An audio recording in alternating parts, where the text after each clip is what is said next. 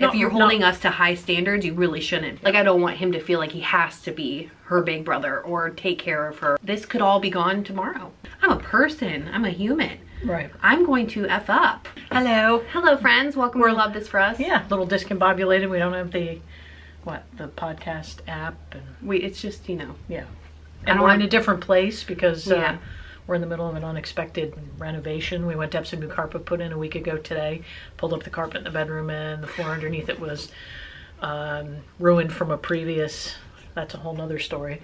A Home Depot plumber flooded our house 6 years ago. Didn't know where to turn the water Didn't know off. where to turn off the water, and we had like $30,000 to $40,000 worth of damage. Well, anyway, this is left over from that. So, amen to State Farm for covering this, but like a good neighbor. We can't, like a good neighbor, but we can't be downstairs because they're ripping out our bedroom floor. And if you hear, and the lighting's going to be weird, and it's just going to be one of those. But and the dogs are both in here, so if somebody comes by, I called Mom, and I don't have any content for today, so she's so willingly Mom comes through. She decided she would do a podcast with me, and we haven't talked since I addressed the comment, and I got another one today. How funny is that? We haven't done one of these? A podcast, yeah, since I got the bad comment on Facebook. I don't even remember what that comment was. That's that's how relevant they are. Oh, hate is gonna hate. There you go. But we have no idea what to talk about, so I guess we're just gonna give you guys a life update. Okay, Ella's home for summer. Ella's home for summer, and she fell in love with her brother on... That's what we can talk about. Yeah, she fell in love right before Mary I. She fell in love with her brother. I did. Saturday. I shared that video over on Facebook. I didn't put it on YouTube yet. I should share it with them so that they can see like the magic that was. I don't know why it was so special. We had all been in the pool and she was just herself. And he was asleep. He was asleep, and because of this renovation, our bedroom is set up in the middle of the living room. So he was asleep on our bed, and she was playing her iPad on the bed. Yep. And then just looked She at said, him. I want to lay with Everett, and she got in the bed, and then she just looked at him so tenderly. Was sniffing him and like kissing him, and just was like, huh. And like observant, what's wrong with his belly, like noticing that baby's belly breathe, and she just looked so tender. It was probably one of the best moments ever. Oh, I know. I said to Lauren, did you see it? She just fell in love with him there. It was so special. And then I was holding him after he woke up, and you were getting ready to leave, and I said, oh, I was joking, carry your brother over to Mom. And she was like, okay. And she like grabbed him. And we're like, all right. You know, and she's never held him like that. Yeah. She's helpful to me at home. I mean, obviously, I held him and I carried his, but yeah.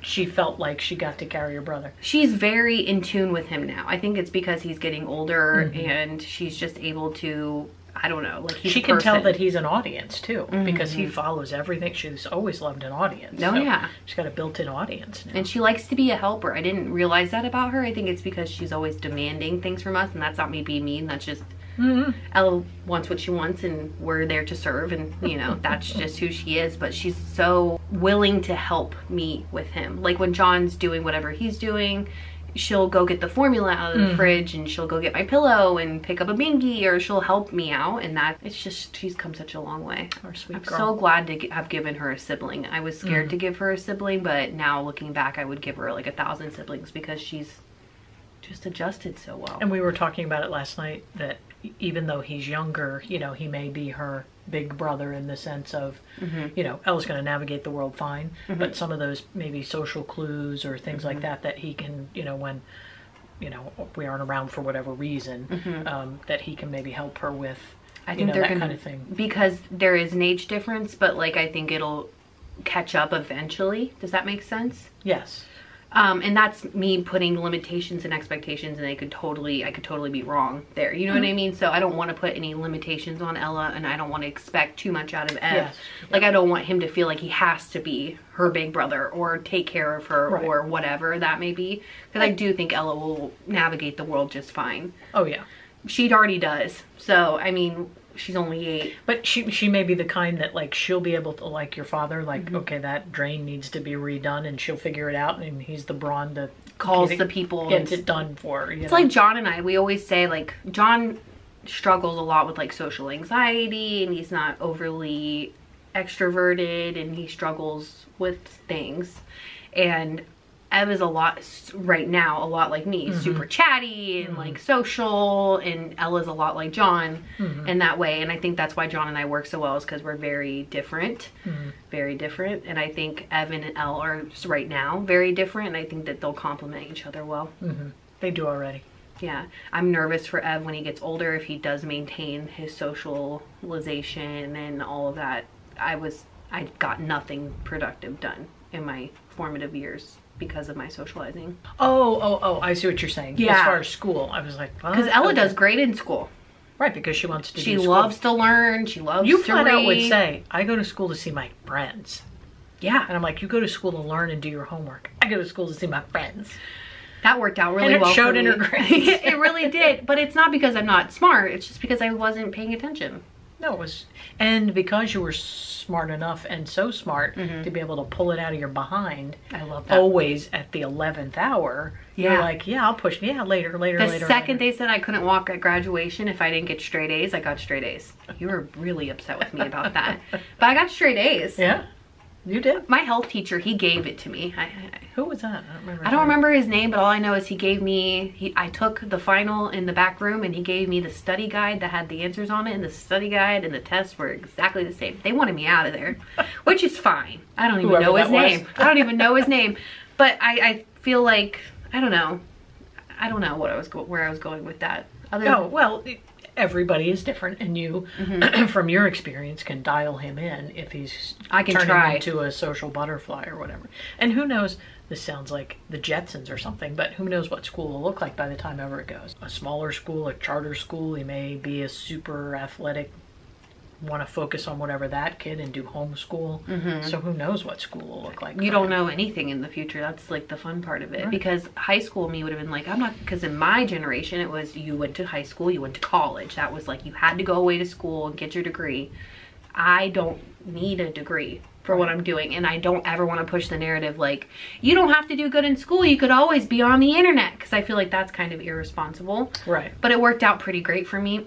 Which I just read an article about that yesterday in the New York Times. It was talking about burnout, creator burnout, or influencer creator, kind of interchangeable words. Yeah. And talking about primarily these kids that move to the creative houses, hype houses, yeah, and that they just, how draining it is. And it really gave me insight into what you went through, talking about how draining it is to film something every day, and and I think the more, if you want to say famous some of those kids get, their quality is expected to be, you always have to up the next level. And they were talking about a change in an algorithm, and that'd be it. You're out of work. That's how it is for us too. So, I mean, this could all be gone tomorrow. Right. Like if YouTube decided to delete my channel, or Facebook decided they didn't want to monetize me anymore, and brands decided they didn't want to work with. So there's always, but the nice thing about what you're doing and what people are doing, risk versus reward, and also you're learning skills that you can take somewhere else. Yeah. To do.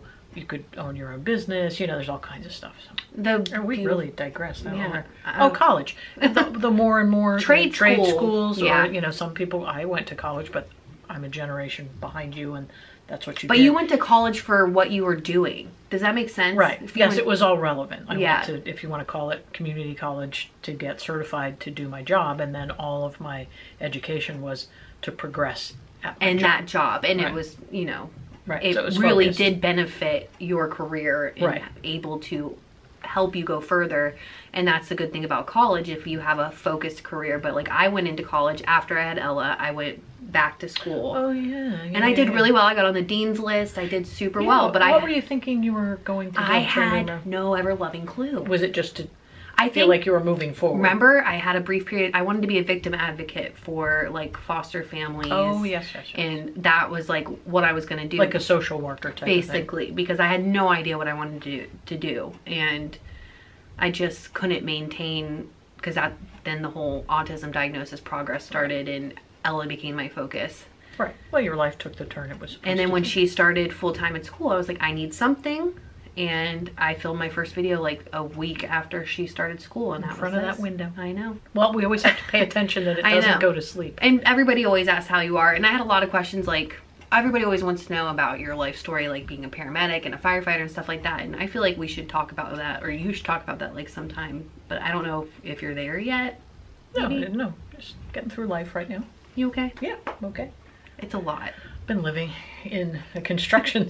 I'm an everything in its place person, and everything's not been in its place for over a week. I mean, I'm still very grateful. You know, we have a house to live in. I'm not saying all that. Sleeping better in the living room than I did in the bedroom for some strange reason. But I think people have like this misconception that if you say something isn't going great, that you're complaining, or that it's like you're not grateful for it. Like when I you should know, because people just, it doesn't happen to me. I'm not famous like you, but I'm not famous. Where people like pack, you know, when you say, "Oh, I can't believe I'm living in a construction zone. Well, I should have a house to live in," you know, because the internet has become that way. I think we've all become guarded, you know. But you're right. I mean, it's. Well, I feel like I'm trying to be better, but I feel like with everything I've always said or put out there, I'm always like, make sure you say the right thing, because if you don't say the right thing, it can be manipulated and turned into this, and then you're hurting or offending this person, and you're offending this person if you don't say something right.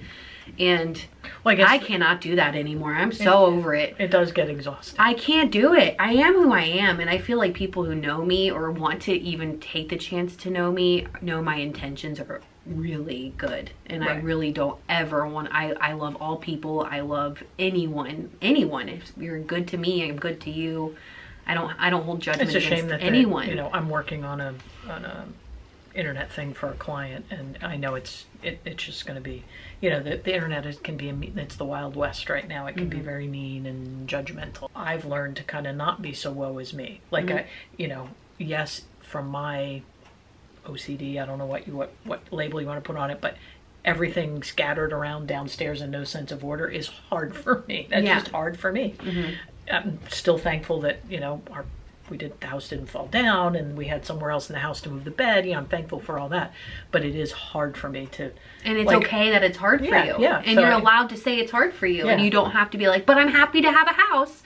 Just like I update on Instagram through the night because there's 1,000 other moms around the world who are up with me, and it makes you feel like a little less alone. So if I'm saying FML, I'm up at 2 a.m. and my kid won't sleep, I'm happy to still be a mother, and I did ask for this, and I did try for him, and I'm still grateful for him. But you can still be tired. I can still be tired and say, this sucks, I don't want to be up all night. Right. But I can also be, I'm aware that there's people who aren't able to have children and stuff like that too, but just because I'm saying something doesn't mean that I'm not acknowledging other people's struggles. I feel like that's just, the internet is really wild. And it's like, there's people on the internet whose sole job is to make sure to dissect every single thing you say, and if you said something wrong or you did something wrong or you weren't, I'm a person, I'm a human, I'm going to F up often. It's like what we do. I feel like there's not a perfect creator, person, influencer, anybody, and if you're holding us to high standards, you really shouldn't, because that's just, it's not.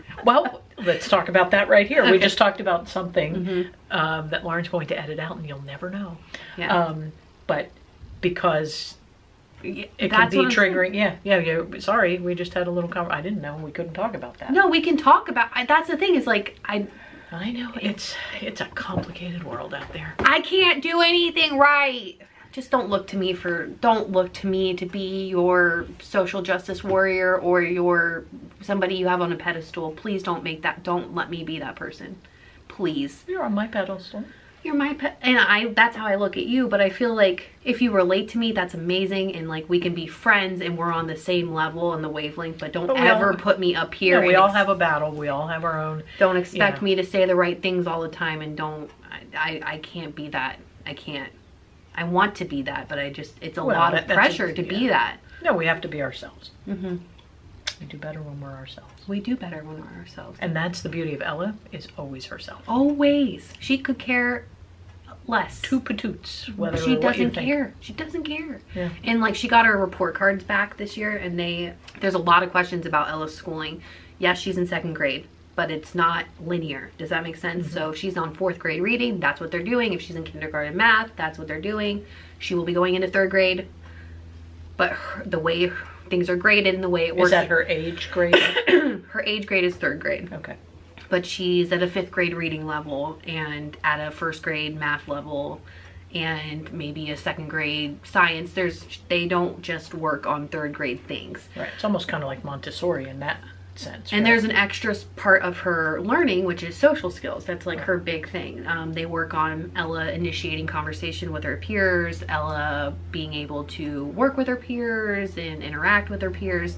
And Ella blew through her, she mastered all of her goals as far as like academically, but her socially, she's just not interested. She's just not interested. And it's not like she doesn't like kids, she just could care less.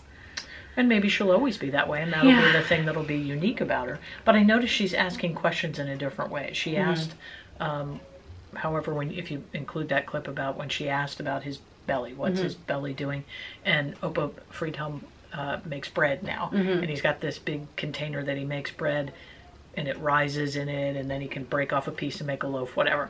And he was walking by with it, and she asked a very pointed question, you know, observent and a linear like, question. what is in that bucket? What is in that bucket? It looks like oatmeal, or, you know, whatever. So it was like, wow. You know, she's just... So she's asking better questions. She wants to know things. Yeah. She's just not interested in sitting down and playing a game with a peer. But she'll... If that peer takes interest in what she's interested in, she would love that and like, you know, but be then excited. She would play, like if she had her beat bells and beat bows lined up and somebody came and said, oh, I like beat bells or beat bows. She'd probably tell them to stop talking, really, unless she initiates that conversation. You know how we are when we get into her world. It's like, don't come in unless I invite you in. Right.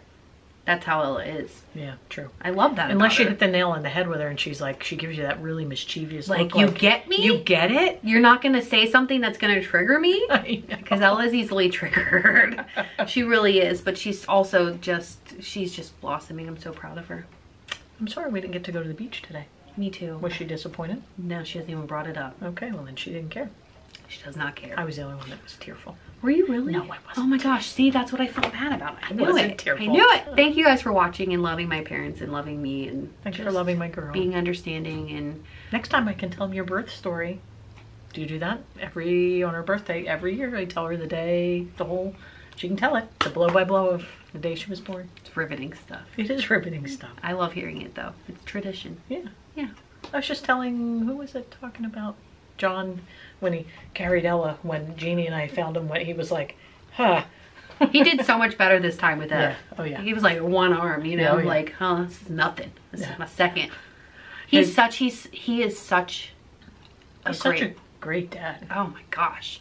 Watching him be able to be home and be present and be a different kind of father, not the out of the house all day father where you want to come home and just it's magical. Yeah. He's really good at it. He is. And he had a good example with Uncle Johnny, but he didn't have a dad, so it's pretty impressive to watch somebody rise. And he took to it right away with Ella once he got over being scared of her. Scared of her, but he was never scared of Ev because he got over that with Ella. He was scared to death of Elle. He didn't know. John's mom and I kind of broke. We're like, we haven't heard anything, and we kind of follow me. You know, we encountered John in the hallway. That they let him carry her from like the delivery room to I'll say the nursery or whatever. So then Jeannie and I could stand and look through the window. He was in there with her while they were flinging her around to, you know. It was different this time. They put him right on my chest, and then he held him, and he just tried to, you know, make sure that they didn't give him any, like, because I had a list of things this time. I was like, don't let him do this, don't give him milk, wait for my boobs. And he did. He did. He held out, and they waited for the boobs. What a joy that little boy has been. What a joy. I wondered how I'd feel about him. Can you imagine life without him? Nope. Even though I'm tired. It's still amazing. All right, let's end it. All right. Love you. Love you too. Love you guys. Bye. Bye. Peace out. Ah, you did it. Lilibet would be so proud. Lilibet. Lilibet. Lilibet. It sounds like little bit.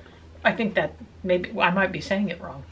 Lilibet. Let me Google it. Looking at how to pronounce the name of Meghan and Harry's newborn baby daughter. And what is the meanest? Lilibet. Lilibet.